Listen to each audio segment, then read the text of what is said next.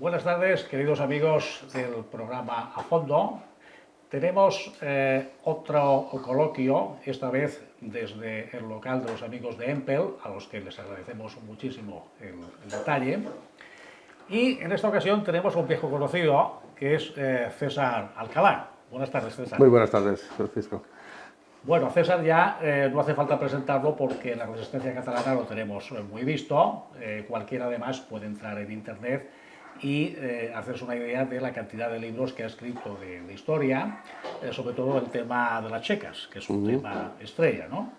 Pero en esta ocasión no lo tenemos aquí por ese tema, sino por otro de mucha actualidad. Y es un libro que ha escrito hace poco. Sobre nuestra querida alcaldesa, titulado Adeu Siau Colau, que es un análisis, aunque el libro es bastante breve, es muy denso y tiene muchísimos datos muy interesantes para poder juzgar lo que ha sido el mandato, el largo mandato, 8 años, de nuestra querida alcaldesa. Queridísima, sí. Bueno, para empezar, una cosa que explicas en tu libro es que Colau ha subvencionado durante años y años a entidades afines, algunas de las cuales incluso había trabajado para ellas antes de ser alcaldesa, ¿no? Entonces, bueno, ¿qué entidades son esas y de qué sumas aproximadamente estamos hablando? Bueno, las entidades en general han sido Observatorio d'Eix, La Paz y algunas otras pequeñitas que, bueno, están muy vinculadas al movimiento Ocupa. Las sumas entre 200 y 300.000 euros cada año, es decir, ella hay que reconocer que ella cuando llegó al Ayuntamiento de Barcelona fue gracias a todas estas entidades y bueno, les ha devuelto el favor de haberla votado, con lo cual, claro, es agradecida. De bien nacidos es. Exactamente, claro. Y esto podría suponer, estas subvenciones podrían suponer delito en algún caso. ¿Han sido denunciadas judicialmente? Han sido denunciadas. Aquí las subvenciones, cuando entramos en un ayuntamiento, son de pública concurrencia, con lo cual tendría que haber gente que se presentara, gente que tuviera que presentar toda una serie de proyectos, toda una serie de papeles, entrar en el concurso. No ha pasado, ha sido a dedo directamente y han sido cada año pues el mismo dinero o más o menos el mismo dinero a cada una de ellas. Han entrado y ha habido gente que sí que lo ha denunciado, pero de momento la justicia no está diciendo nada. Porque, a ver, sí que es denunciable, sí que ha cometido una irregularidad, pero la han cometido muchísimos ayuntamientos en toda España a lo largo de los años, con lo cual aquí hay un poco de mangancha. ¿Nunca ha sido condenado ningún alcalde por estas cuestiones hasta ahora? Que yo sepa, no, porque es que ahí entra, estamos en una historia un poquito que está fregando la legalidad. Es decir, tú puedes tener un grupo de entidades en tu pueblo y las subvenciones a estas entidades por X cosas que hagan o por X cosas que estén haciendo a lo largo del año. Entonces puedes dar X dinero. Claro, aquí el problema sería de que tú tuvieras dos entidades que hicieran lo mismo. Claro, aquí ya entraría pública concurrencia y aquí sí que entraría, digamos, un concurso. Pero como que la PAG es única, el Observatorio d'Eix es único y todas las demás son únicas, no entran, digamos, en un conflicto de pública concurrencia. De todos modos, hablando de querellas, una querella que fue bastante sonada y de la que tú hablas en tu libro es la que promovió el fondo de inversión Bauras Investment Sociedad Limitada, que está especializado en la adquisición de inmuebles y su posterior reforma para la venta.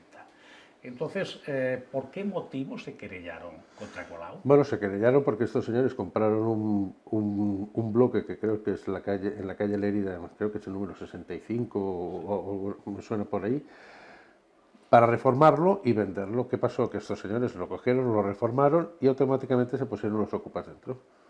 O sea, era como si esta empresa hubiera reformado la casa, el bloque para ellos. Se puso un señor a vivir allí, ya no quería salir y toda esta historia. Y el ayuntamiento no hizo absolutamente nada y al final el fondo este de inversión se querelló, perdió creo que es 1,5 millones de euros y se largaron. Era un problema más de logística que otra historia. Es decir, ellos no estaban para perder el tiempo. Claro. Preferían ponerlo esto en el pasivo y ya está. Sobre esto de los ocupas hablamos después. En todo caso, hay un proyecto que también ha sido polémico, que es este asunto de la supermanzana, del ensanche y las superillas, que consiste básicamente en cerrar al tráfico rodado una serie de calles que están muy transitadas en el ensanche, ¿no? O en Pueblo Nuevo también. Entonces, este tema ha tenido bastantes críticas y también algunas denuncias. En este caso, ¿por qué? Bueno, en este caso, a ver, porque la verdad es que lo ha hecho ella sin una planificación, es decir.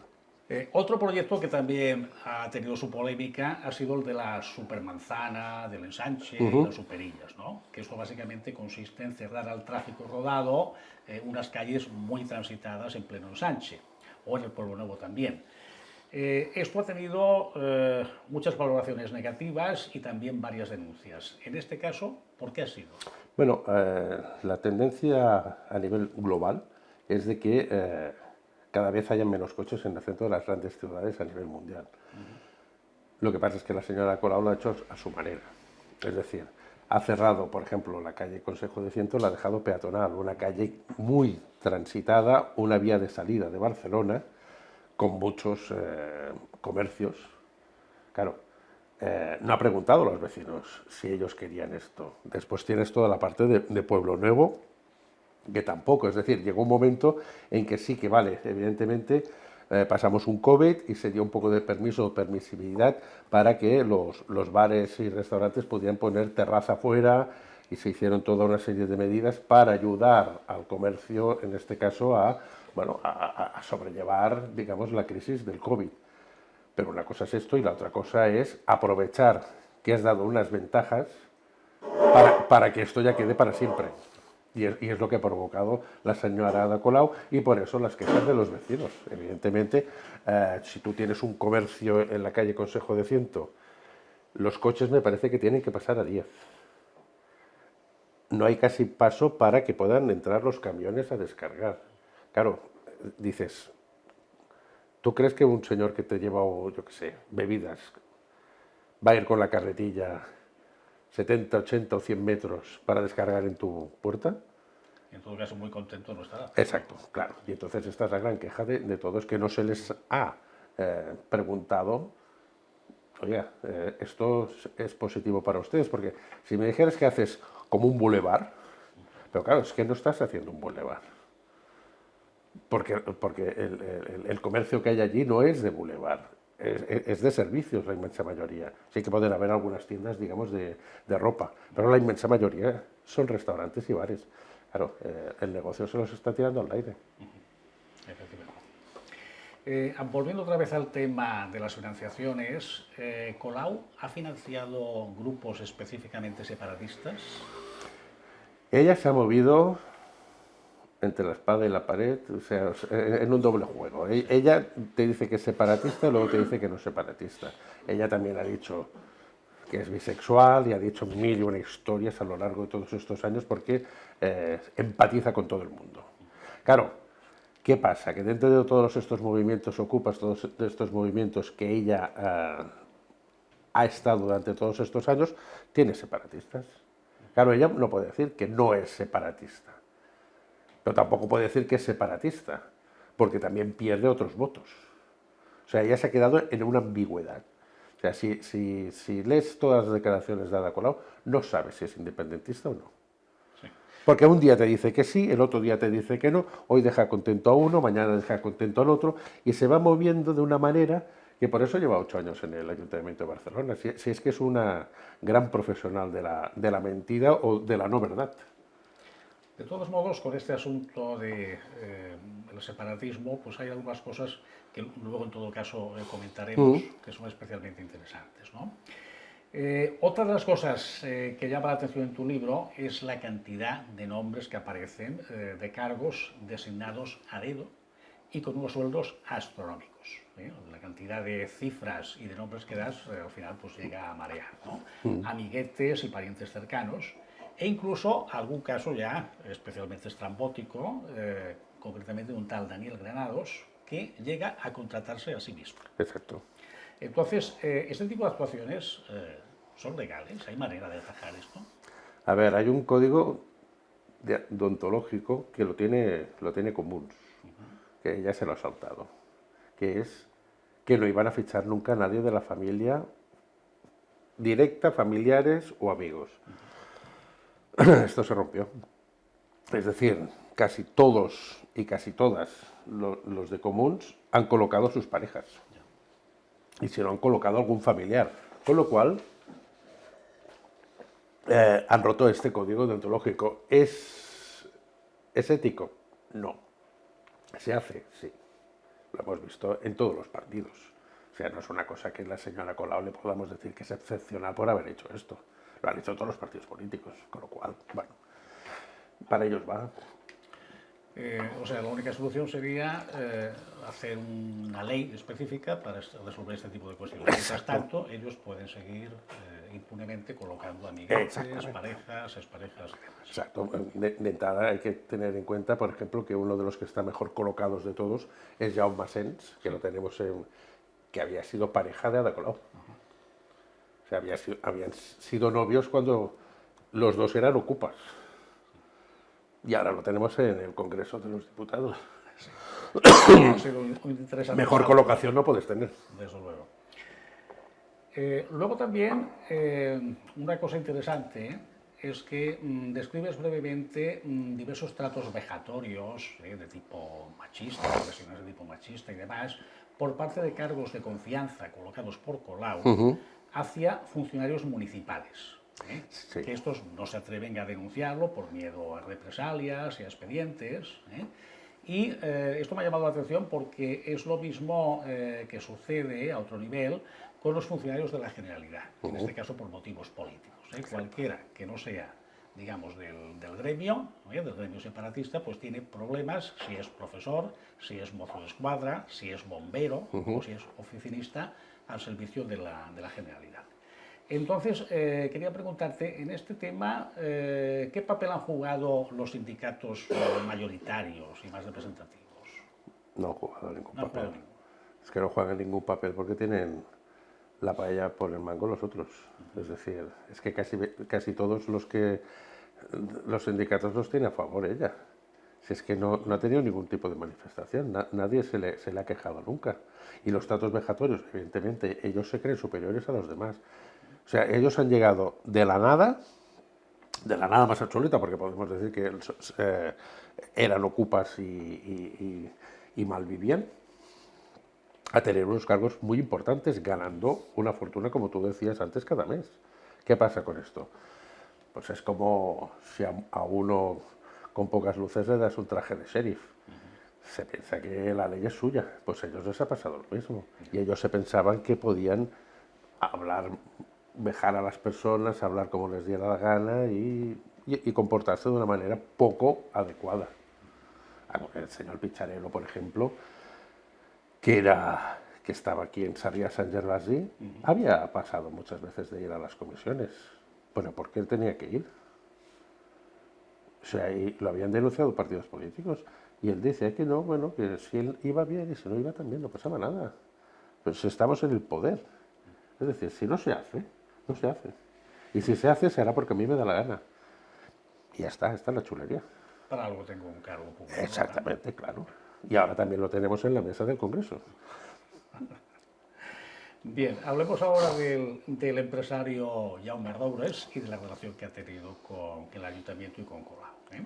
Tú explicas en tu libro que Roures ha sido moroso con el Ayuntamiento, que ha hecho negocios en paraísos fiscales, como Panamá, y que ha incumplido los compromisos con el Ayuntamiento para la construcción de vivienda social. Y también citas el asunto de los sobornos, el famoso FIFA Gate, en el cual, pues bueno, tuvo que pagar unos sobornos a altos cargos de la FIFA a cuenta de que le dieran la retransmisión de los partidos, de fútbol de clasificación para el Mundial. Entonces, el Ayuntamiento, curiosamente, no ha tomado acciones legales, sino que ha seguido colaborando con Roures. ¿Cómo se explica este hecho? Porque son del mismo partido. Es que no hay más. Es decir, Rouras ha engañado a Ada Colau tantas veces como ha querido. Pero Rouras no era separatista, no era... Rouras es Rouras. Y es que, y trotskista, que decía. exactamente, es trotskista y Rouras será lo que tú quieras, mientras él gane dinero. Si es que yo no me creo a estas personas que te dicen que son comunistas, separatistas y todas estas historias. Son separatistas hoy, mañana serán lo que el dinero y Mediapro les haga ganar. Si es que a él le da igual. Esto es como Techo Banet, que es su socio. Está casada con una notaria de Barcelona, de Soria, que ella lo dice claramente, yo tengo relación con ella no es separatista. Dice, y Tacho tampoco, lo que pasa es que, bueno, coño, ganamos dinero con esto. La pela es la pela. La pela es la pela. Y Rouras, como siempre, ha hecho todos los negocios de la manera que le ha dado la gana. Lo que estabas diciendo, lo de la FIFA, también se quedó todo el fútbol francés y al final tuvo que devolverlo porque no tenía dinero para pagar a los equipos y todo esto. Y con Ada Colau, ¿qué hizo? Pues le dijo que en Pueblo Nuevo había un solar de una fábrica, le dijo, tú no te preocupes, que yo aquí te voy a construir 400 casas de protección oficial. Pues aún tiene que entrar una máquina después de 8 años. O sea, es el solar. El solar ha quedado muy, muy despejado, ha quedado muy bonito. Pero es que no ha pasado nada más. Y con otra cosa inmobiliaria que tenía que hacer Rouras, también ha pasado lo mismo. Pero ¿qué pasa con Ada Colau? Pues Ada Colau, que son amigos y entre ellos se tienen que defender. Es que, claro, tú tienes un señor que se llama Jaume Rouras, que es un señor multimillonario. Y tú te llamas Ada Colau, que hoy estás en el Ayuntamiento de Barcelona. Pero el día 29 a lo mejor ya no estás en el Ayuntamiento de Barcelona. Pero tú tienes que seguir viviendo. Y si tienes un amigo que se llama Jaume Rouras y ella más o menos tiene algún contacto, pues oye, a lo mejor tienes un cargo. Claro, entonces es mucho más sencillo así. Claro, es que no, el día después. Claro, es que no nos vamos a hacer daño entre nosotros. Bien, hablando del tema de las viviendas de protección oficial, bueno, esto era uno de los puntos estrella en el programa de Colau cuando ganó las elecciones.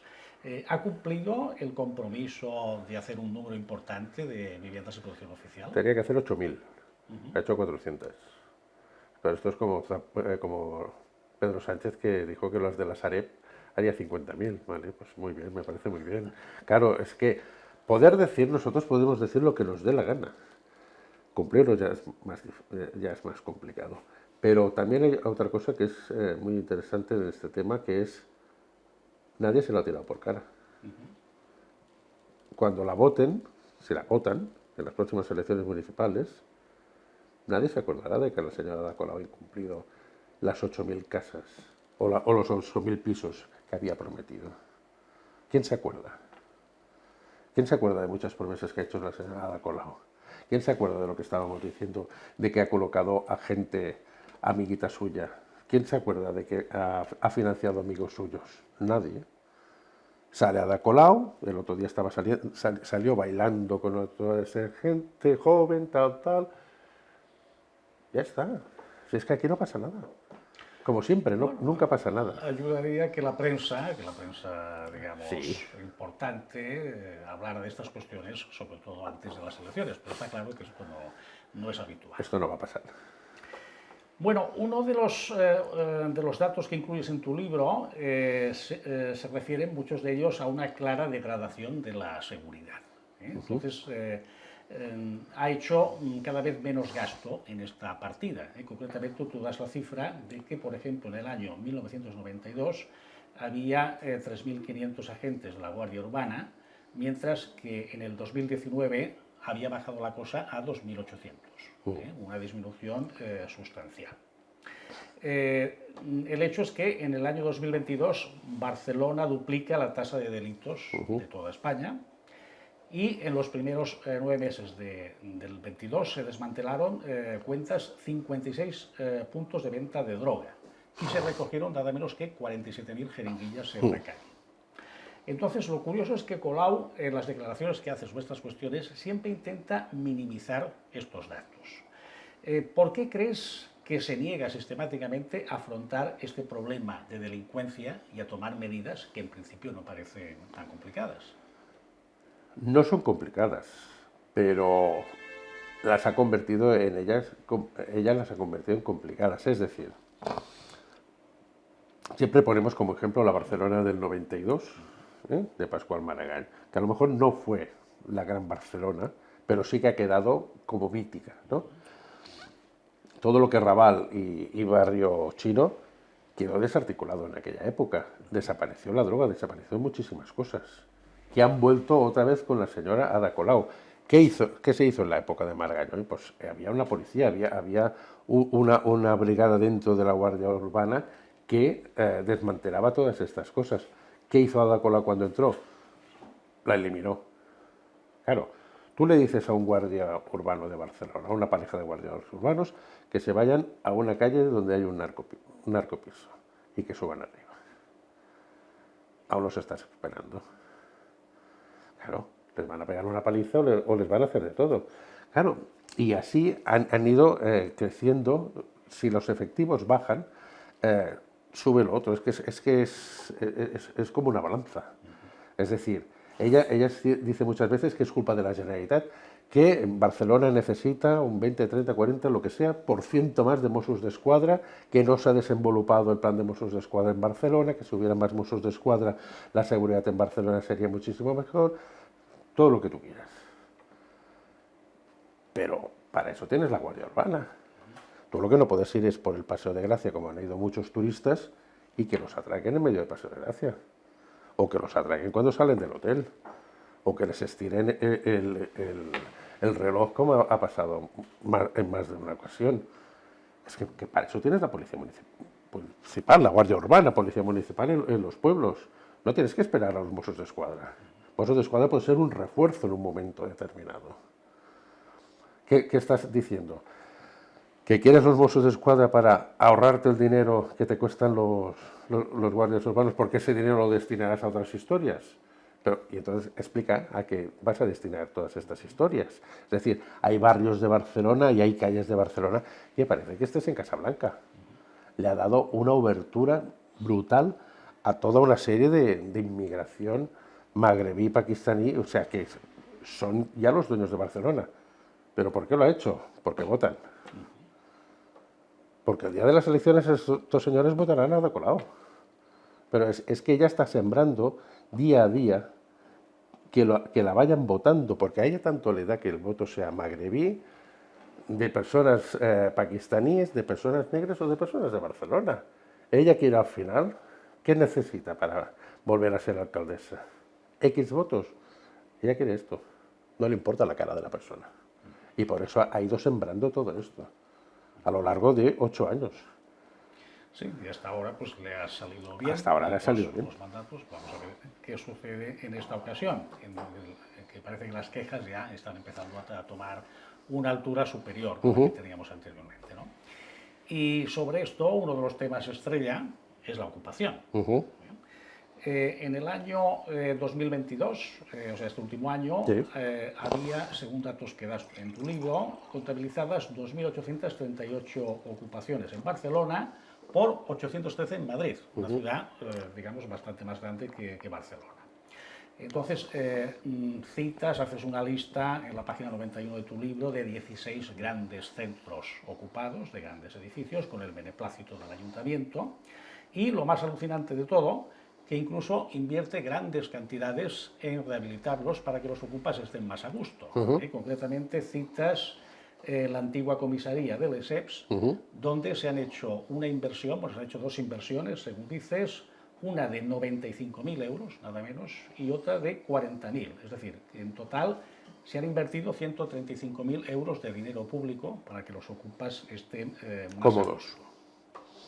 Luego, pues das otras cifras también igualmente alucinantes. El 23% de los pisos vacíos están en poder de ocupas, una cifra pues muy superior a la de cualquier otro sitio de España, incluyendo Madrid.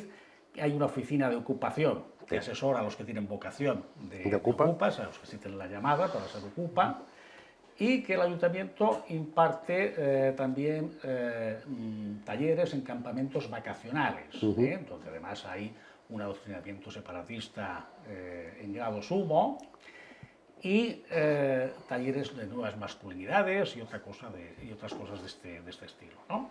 Entonces es un hecho indiscutible, por lo que se ve, que Colau protege y favorece a los ocupas. Entonces la pregunta es, ¿por qué lo hace? Porque ella es una ocupa. Bien, pero ahora ya no lo es. ¿Por qué sigue con este empeño de que Bueno, se mantenga este tipo de...? Tú ponías la comparación de Barcelona y Madrid. Evidentemente, Madrid tiene la gran suerte de que en la Comunidad de Madrid tiene una señora como Ayuso, que no ha sido nunca ocupa. Es una persona formal y de buena familia. Esta señora se vanagloria de que ha sido ocupa y evidentemente ella tiene que proteger a sus amigos. Pero si esto, al final, digamos, toda la película de Ada Colau durante estos años ha sido proteger a sus amigos. Si le ha importado muy poco Barcelona. Así está Barcelona hoy en día. Ella ha sido el gran... O sea, ella ha llegado al Ayuntamiento de Barcelona y ha montado el gran chiringuito para todos sus amigos. Claro, estos ocupas también votan. Si es que al final estamos acabando en lo mismo que te decía antes. Es que es el voto, a ella le importa muy poco el qué. La finalidad final es la papeleta dentro de la urna.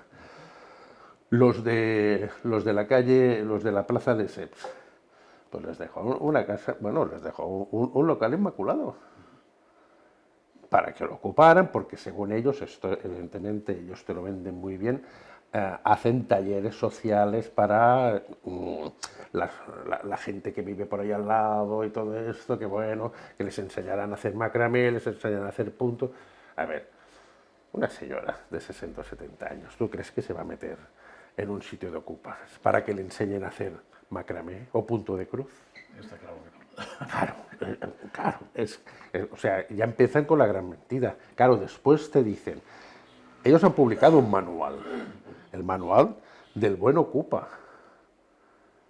y que lo puedes ir a buscar a las oficinas que ellos tienen y te enseñan y te explican cómo tienes que ocupar. Sí, pero si esto está colgado en internet y todo. Y está colgado en internet, pero es que esto es demencial. Es decir, Barcelona es la ciudad de llamada de los ocupas, pero de toda Europa. No solamente de España, de toda Europa. Si aquí viene gente de todo el mundo, como aquel que dice, a ocupar porque tienes carta blanca aquí.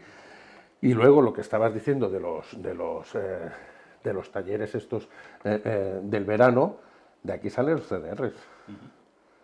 Es que es el caldo de los niños que los llevan de colonias a todos estos sitios que les enseñan. Hombre, pues evidentemente el manual de ser ocupa, el manual de cómo ser un buen independentista, el manual de cómo puedes cortar una autopista con ruedas, el manual de esto, y al final está haciendo un adoctrinamiento que no es para que los niños sean independentistas, no es para que los niños sean ocupas, es para que cuando tengan 18 años la voten. Si es que al final la finalidad siempre es la misma para ella. Sin embargo, hay un dato sorprendente que también está en tu libro, y es que a pesar de esta enorme preferencia por los ocupas, al principio de su mandato se gastó más de $500.000 en seguridad privada para vigilar pisos públicos vacíos del Patronato Municipal de la Vivienda, ¿no? Entonces, esto se hacía para evitar que estos pisos fueran ocupados precisamente, con lo cual, pues bueno, tienes una situación un tanto kafkiana, en el sentido de que para Colau ocupación sí, desde luego, pero siempre de viviendas privadas. Entonces, ¿esto es una muestra de cinismo o bien hay una estrategia detrás? No, esto es una prueba de gran cinismo por parte de ella. Es decir, tú puedes ocupar casas privadas y casas de bancos, pero mi casa no, porque es mi casa. O sea, a ver, la tontería hasta cierto punto. Es decir, esto es el comunismo, por decirlo de alguna manera. Es decir, todo es de todos, menos lo mío que es mío. Y entonces, claro, ella lo ha aplicado de esta manera. Las casas y pisos que son del Ayuntamiento de Barcelona, estos son míos, ¿eh? No, aquí no, porque entonces sí que puede haber una guerra, entonces sí que os voy a echar.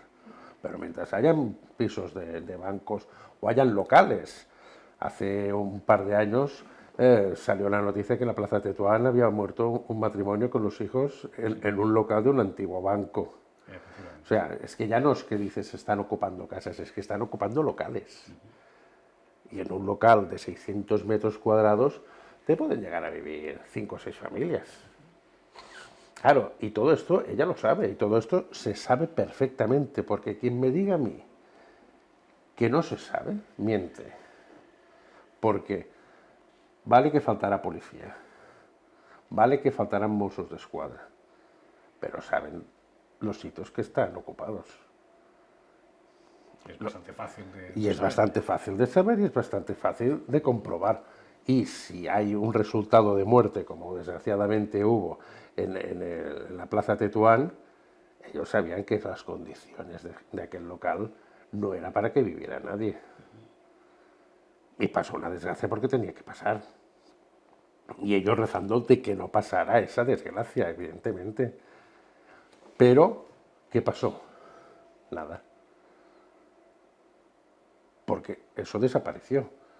Hubo 1 o 2 días que sí, que los vecinos protestaron delante, dijeron, ¡oh! Puf, se acabó. Sí, al final se quedó en nada. Como Se quedó en tantísimas nada. otras cosas. Claro, ¿por qué? Porque esto es como la mantequilla, se deshace con un poco de calor y ya está. Y vamos tirando. Hablemos de otra cosa relacionada indirectamente con esto. Resulta que desde que Colau es alcaldesa, el número de personas sin hogar, sin techo, ha crecido nada menos que un 38% durante estos años. Concretamente, la Fundación Herreros daba unos datos en junio de 2022 que había detectado exactamente 1.231 personas durmiendo en las calles de la ciudad. Mientras en el año 2015, en el que Colau llegó a la alcaldía, solamente había 892. Entonces, parece claro también porque, en fin, no se ha hecho nada especial para superar esta situación, haciendo nuevos albergues, habilitando pisos para que estas personas puedan, al menos temporalmente, dormir a cubierto. No se ha hecho prácticamente nada y la prueba es... Sí, la prueba es esta. ¿No? Entonces, está claro que Colau da preferencia a los ocupas sobre las personas sin hogar que están obligadas a dormir al raso. Entonces, ¿a qué se debe esta preferencia o esta falta de apoyo a este colectivo tan vulnerable? Pues a una desidia, pero antes es que me he olvidado de decirte una cosa con lo de la ocupación. Colau es culpable, pero Trías también, ¿eh? Hay que recordar que Canvies empezó con Trías. Es decir, Ada Colau ha seguido porque, como he dicho, es una ocupa, pero Trías fue el que inició lo de Canvies, es decir, aquí la culpa la tiene pues Colau y todos los de los comunes, pero también Junts per Cat, como se dice, bueno, ahora se llama Trías per Barcelona, pero bueno, en su momento era Junts y antes había sido Convergència, es decir, aquí la culpa la podemos repartir entre todos. Y lo otro que estás diciendo, yo creo que a ella no le ha interesado ninguna cosa social, le ha interesado la cosa social para los suyos. Es decir, todo lo que estábamos diciendo de los pisos, estos que son del Ayuntamiento de Barcelona, se hubieran podido poner a disposición de Benestar Social o de cualquier otra entidad, Arrels, por ejemplo, todo esto, y que lo hubieran destinado que estas personas y estas familias durante X tiempo, mientras se les buscaba una solución, no tuvieran que dormir en la calle.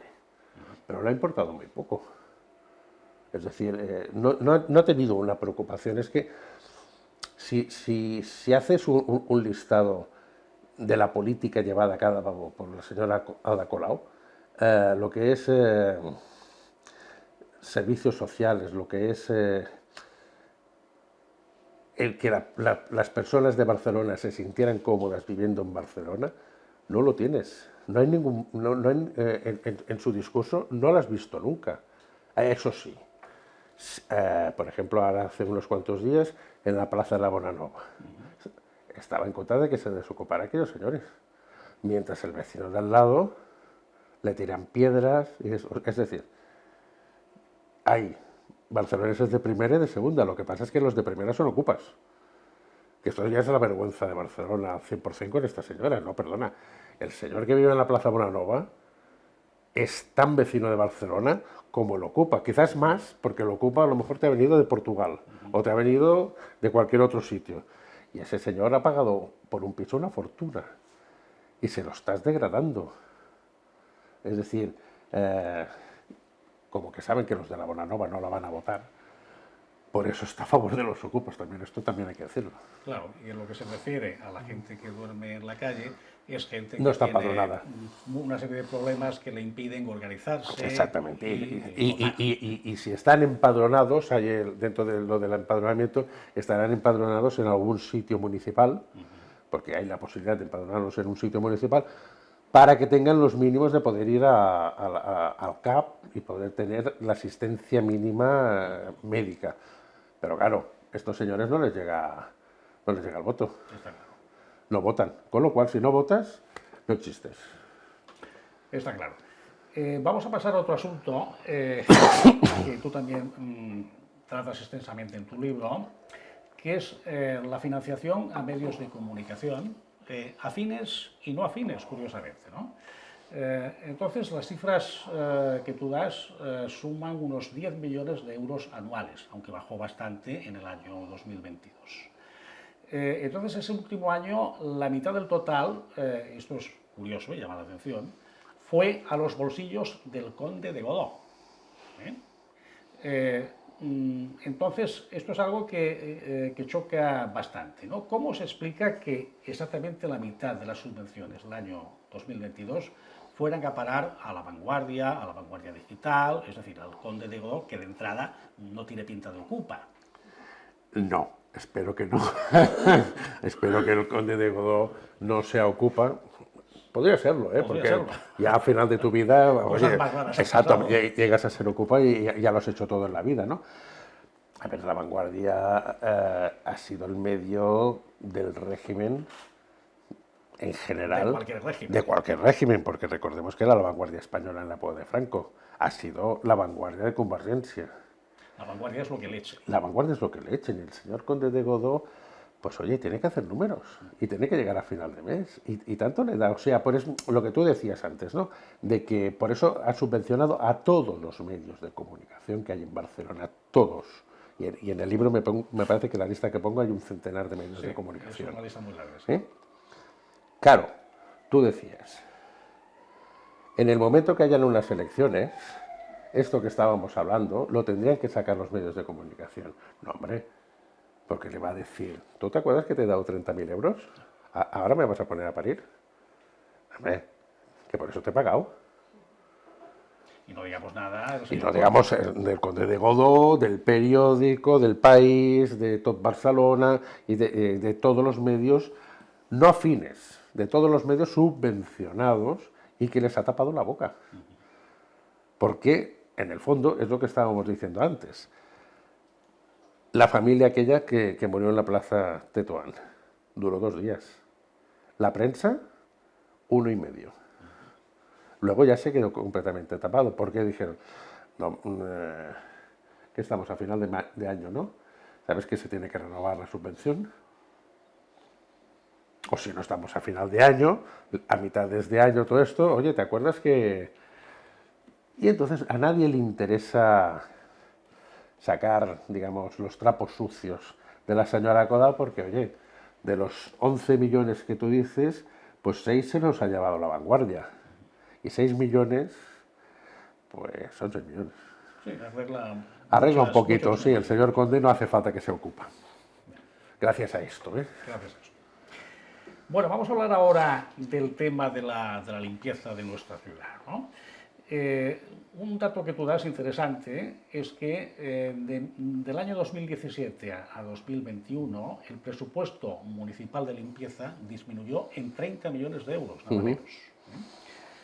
Entonces, eso es un dato objetivo, ¿no? Pero, ¿tú crees que esta es la causa principal del evidente deterioro que tenemos en la ciudad?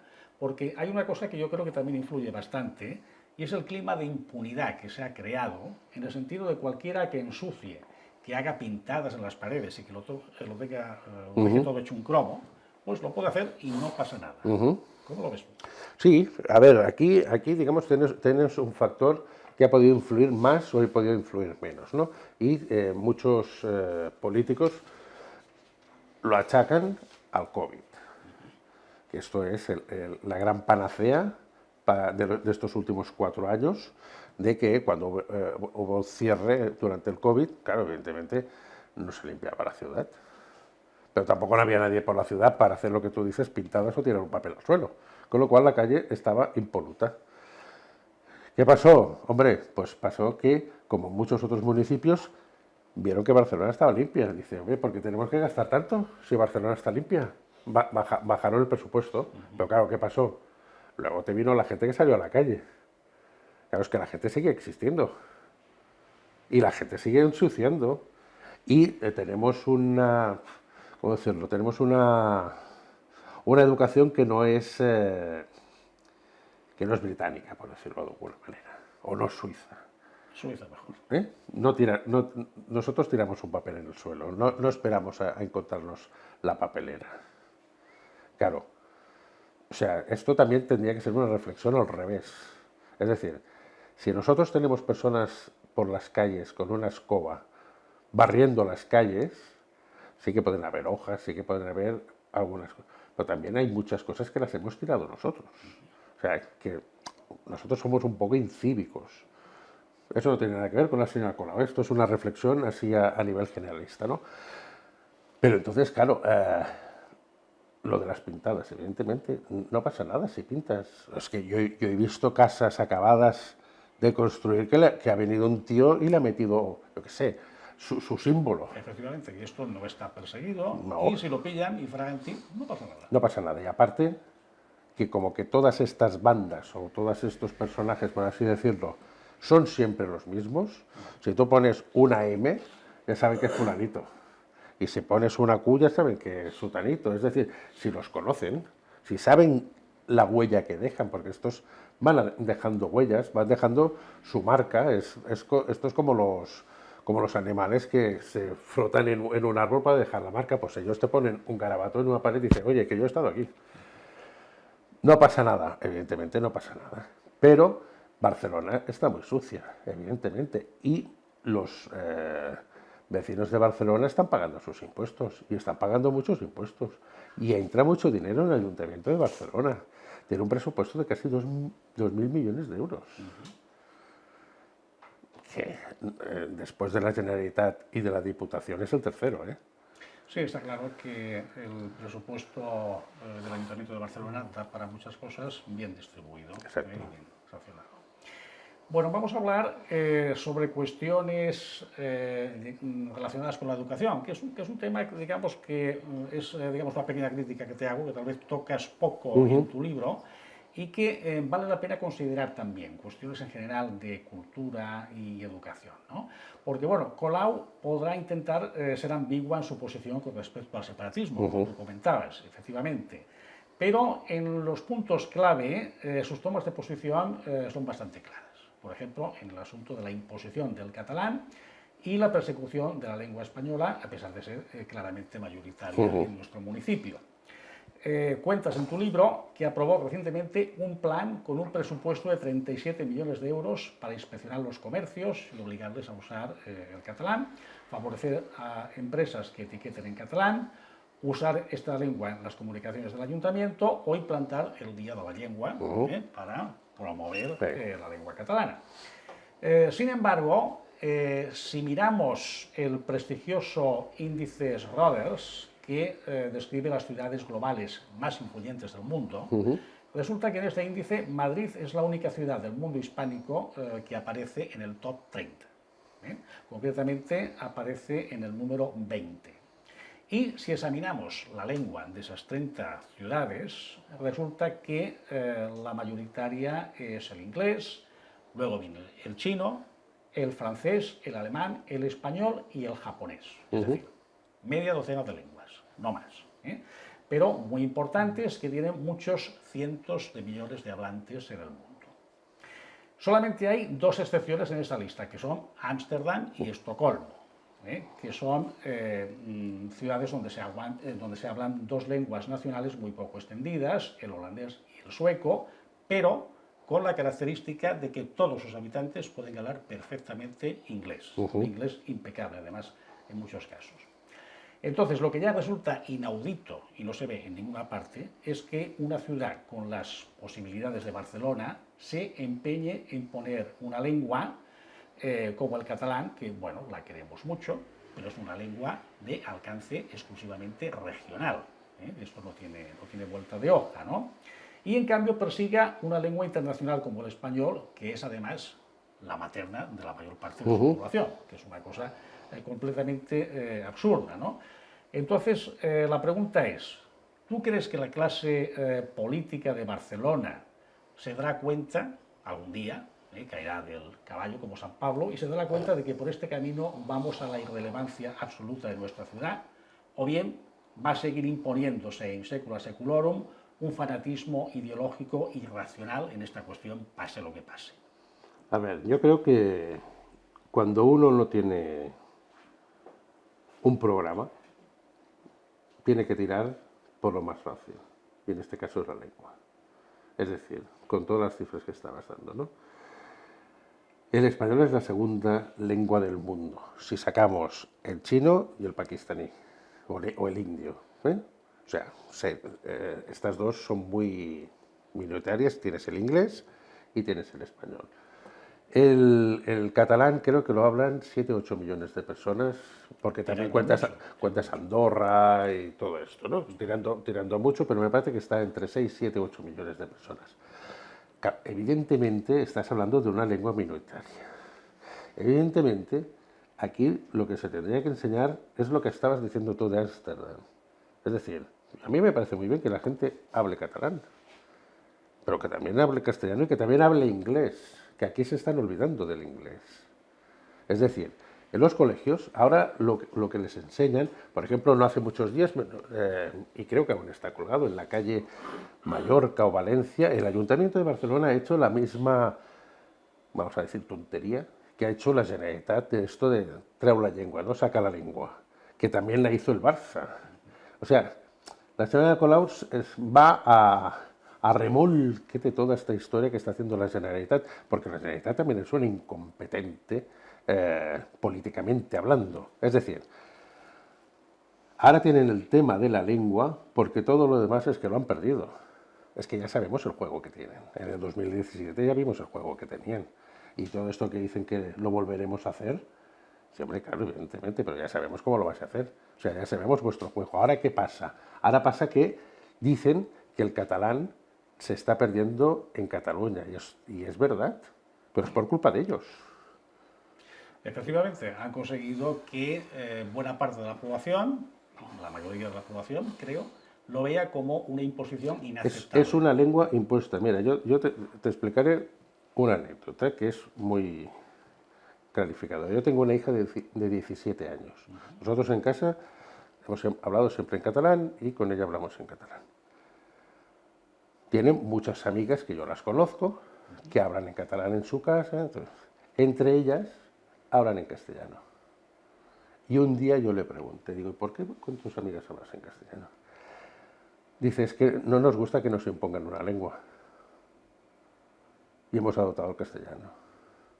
Y entonces a un independencista, un día le explicaba esto, me dijo, es que no es exagerado de todo esto. Digo, mira, te voy a decir una cosa que no te va a gustar.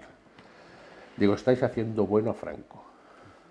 Y dijo, claro, cuando eres nomás Franco ya estás nombrando la bicha, ¿no? Digo, en la época de Franco se hablaba más catalán que con vosotros con esta tontería que estáis montando de la lengua.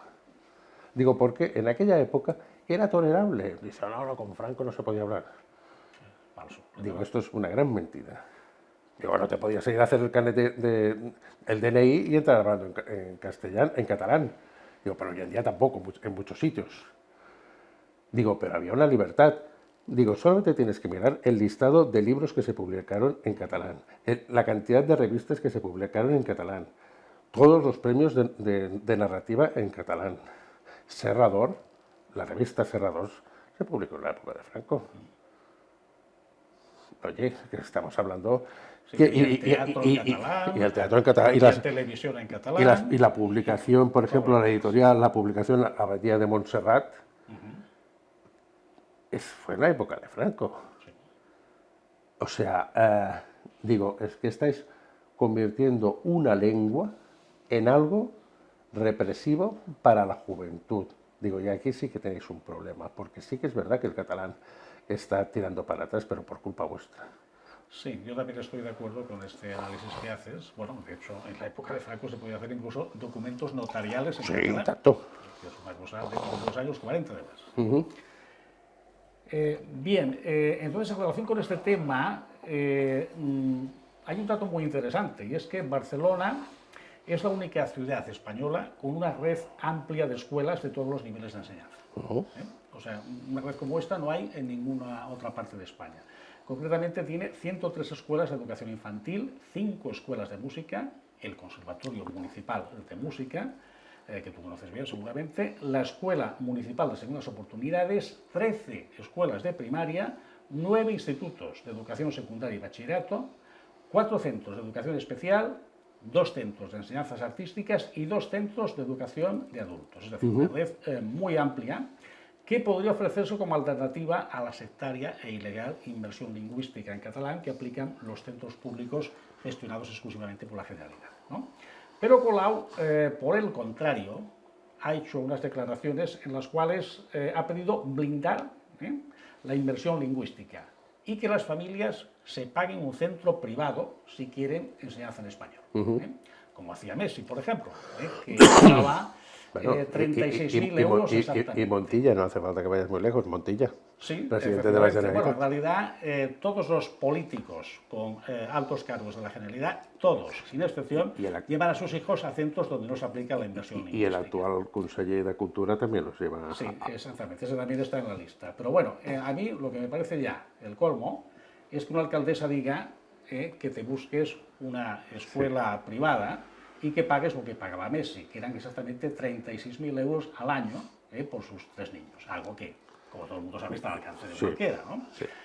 Entonces, claro, es una propuesta de una desfachatez tan espectacular, porque bueno, lo normal es que en cualquier país suceda justo lo contrario. Es decir, en la lengua oficial del Estado tienes la educación pública y si tú quieres educación para tus hijos en otra lengua o en una lengua regional, pues la pagas de tu bolsillo en un centro privado, ¿no?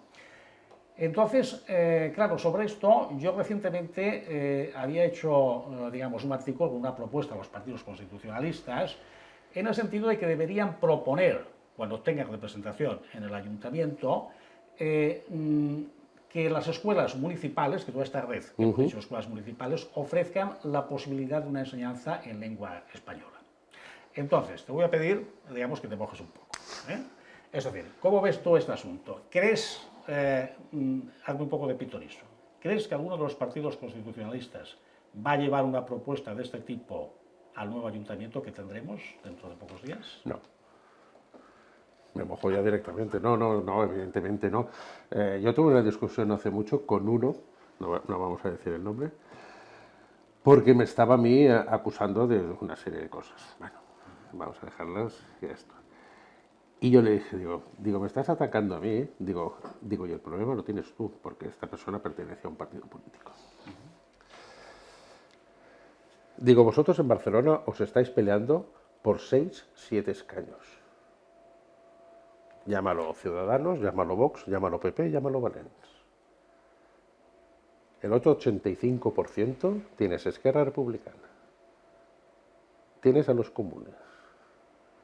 Tienes a Junts y tienes a PSC. PSC lo podríamos poner entre medio de constitucionalistas, no constitucionalistas, según cómo se levantan, según el pie que cogea y todo esto. Yo los pondría en el otro.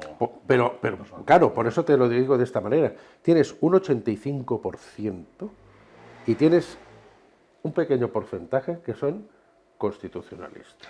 De acuerdo, ya veo por dónde vas, pero yo no te estoy diciendo que esto pueda llevarse a cabo, porque lo primero para llevarlo a la práctica es que alguien lo plantee. Pero es que no lo van a plantear nunca porque son maricomplejines.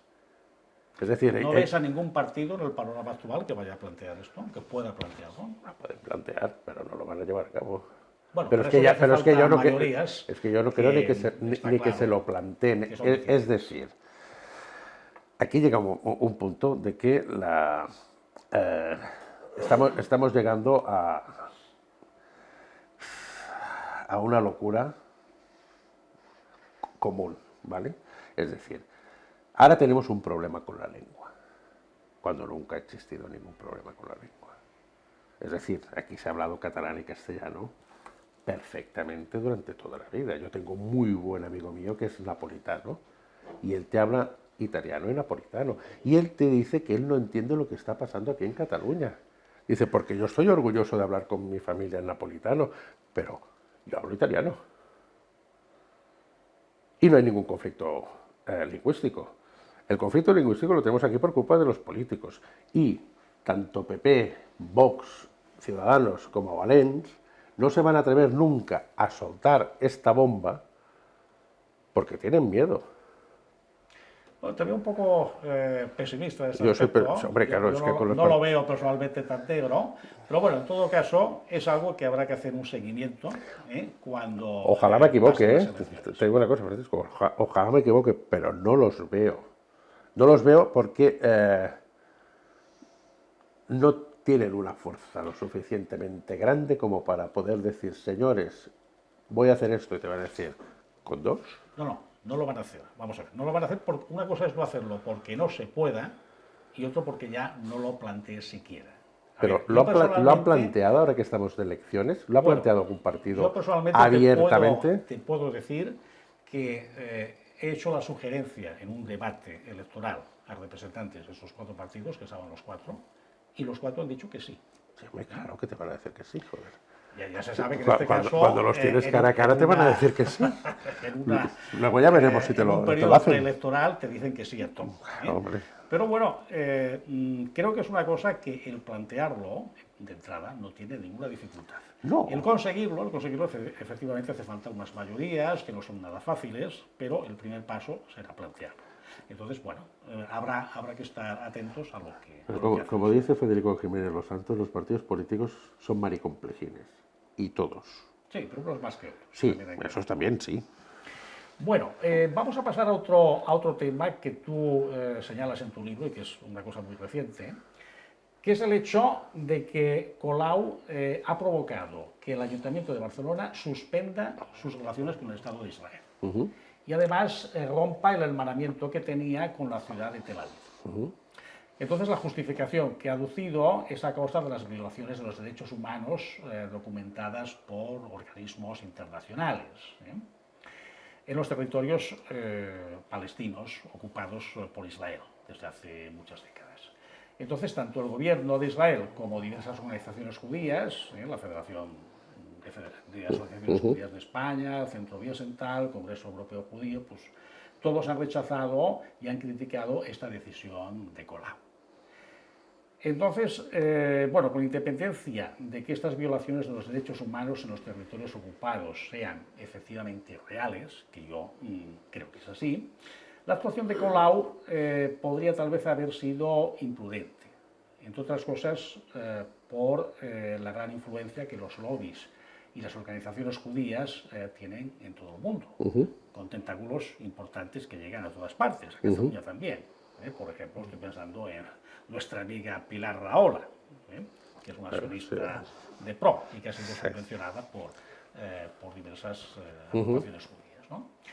Entonces, ¿tú crees que esta decisión última, prácticamente, que ha tomado, puede contribuir decisivamente al fin de la carrera política de Colau? ¿Cómo lo ves? No. El fin de la carrera de Colau, no.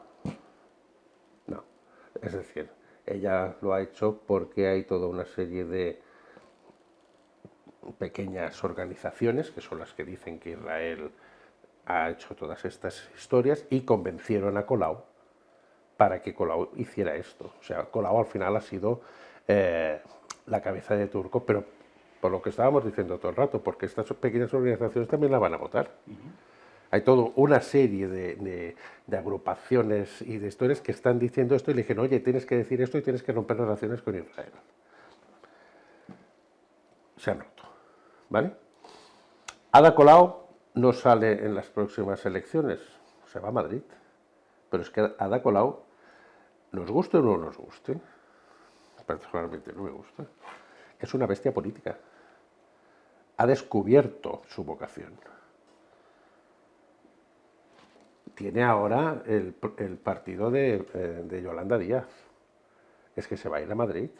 Es que aquí, es decir, vamos a poner un ejemplo. Si ganara Collboni o si ganara Trias, hicieran la famosa y mítica sociovergencia, ¿tú ves a Ada Colau 4 años en la oposición? Al cabo de Tampoco 5... se vive mal con un sueldo de concejal en la Ya, Ayuntamiento de Barcelona. pero no estás en primera línea. Y a ella le encanta la primera línea. Ella se irá directamente, ella se esperará un poco, evidentemente. Y como que las encuestas le van siendo favorables a Yolanda Díaz, si en el mes de diciembre, no, en el mes de diciembre, cuando Pedro Sánchez convoque las elecciones, ya verás tú cómo se va a Madrid. Y se va a presentar por Madrid con Yolanda Díaz. Pero es que ellas lo tienen muy claro. O sea, ¿tú crees que tenemos todavía Colau para rato, si no en Barcelona, en Madrid? Exactamente, sí. Lo que pasa es que a mí me gustaría que se fuera a Madrid. Porque ya que tenemos a Picharello y ya tenemos a Jaume Asens, que sepan lo que es tener a Colau en Madrid. O sea, nosotros ya lo hemos aguantado 8 años, ahora les toca a ellos. Los pobres madrileños. Bueno, oye, también nos han devuelto ahora a Rufián. Ciertamente. O sea que hacemos un cambio de cromos, ¿no? Muy bien. Bueno, pues en principio estas eran las cuestiones que tenía preparadas. No sé si alguna persona de nuestro público quiere hacer alguna pregunta. Bueno, para empezar, no sé si tenemos micrófono, pero podemos...